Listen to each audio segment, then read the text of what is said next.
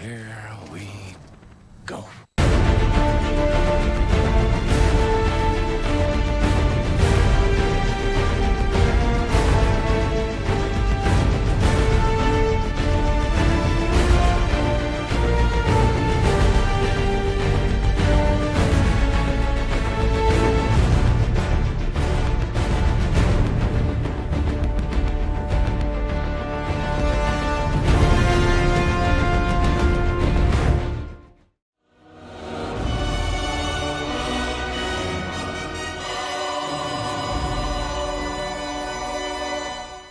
Hello guys, I'm Combo Movie Film Productions, and welcome back to the DC Film Retrospective. Today's film is the big screen feature film debut based on the famous animated series, Batman Mask of the Phantasm. Due to Tim Burton's films launching Batman back into the spotlight, an animated series for the character was greenlit that did give off Burton vibes, but was more loyal to the comics called Batman the Animated Series. And it's considered to be one of the best comic book animated shows of all time, and due to how popular the first season went, Warner Bros. Was so confident in the series that they decided to take an originally direct-to-video animated film and promoted it to be given a wide theatrical release, similar to how Toy Story 2 got made. But anyways, the reason why Warner Bros. Did this is because of the spark of animated films making bank at the box office, mainly due to Disney's renaissance from The Little Mermaid, Beauty and the Beast, Aladdin, etc. So Warner Bros. Will profit in the film, and the animators were grateful for the opportunity. But they had to rush the film out in 8 months, and they managed to get it out by Christmas 1993. But due to lack of marketing or attention the film received, it didn't make bank at the box office, not even making back its $6 million budget, which Warner Bros. Upped for the film. But it's considered a cult classic by fans of the animated series, and it remains the only DC animated film apart from Teen Titans Go to the Movies to get a wide theatrical release. Now with the history out of the way, let's get into the plot. The film starts off with Bruce Wayne, voiced by Kevin Conroy, patrolling the streets of Gotham as a vigilante Batman, who has done this for years at this point. A new villain has entered Gotham City in the Phantasm, voiced by Stacy Keach, a dark figure wearing a skull-like mask that can fade in and out like Mysterio, and throughout the film is murdering the head mob bosses of Gotham one by one. But Bruce is distracted by his ex-fiancée coming back to Gotham, Andrea Beaumont, voiced by Dana Delaney, where their relationship is explained through flashbacks, as they meet and start to fall in love, and their relationship gets serious to the point where Bruce almost gives up being Batman and proposes to her. But the next day she leaves with her father with only a note giving back the wedding ring as the only sign of her that he has seen since. Bruce starts to stalk her and figure out why she's back as she goes on dates with men.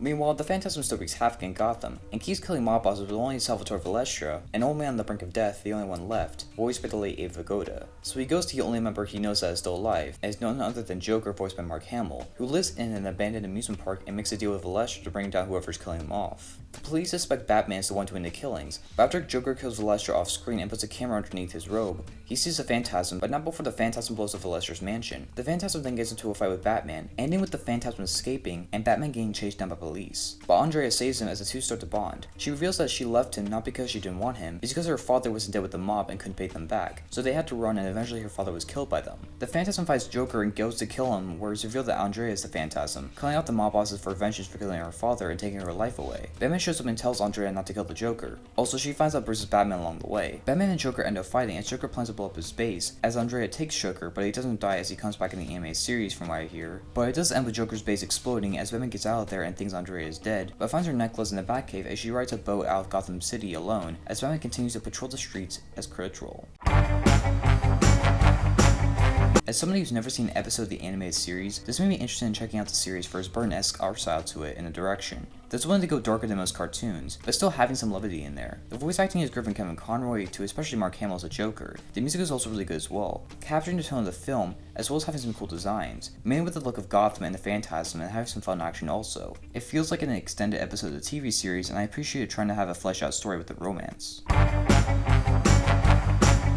This movie, although it does feel like an extended episode of the series, it feels a lot more rushed than an episode of the series. It's obvious from this film that it was rushed in 8 months from a short length to its choppy animation. The designs and voice acting are top notch, but the movies of the characters feel off and jagged. Along with that, the film doesn't really have a story. I appreciate trying to flesh out our main characters, but whenever we cut back to the flashbacks, it derives from the main story, which is way more interesting about the Phantasm, and despite the movie being named after her, she doesn't get much to do until the twist is revealed, which was unexpected, but it wasn't as jaw-dropping due to me not being super invested in the characters, because the film goes through so many plots that never get finished, like Batman getting afraid of being on the run, or the mob bosses trying to go after the Phantasm, but then Joker randomly comes in halfway through and becomes the main villain. Now listen, I love Mark Hamill's Joker as much as the next person, but he feels out of place in this movie and it shows there to be the big bad guy to fight in the third act, despite the Phantasm is already set up, and he doesn't even get a conclusion as well. The film goes all over the place and it makes the film feel unfocused. It doesn't feel like a real movie. It's the DC equivalent to when Marvel released the first 2 episodes of the Inhuman show in IMAX a couple years back, but way better in quality. It's entertaining but it lacks substance.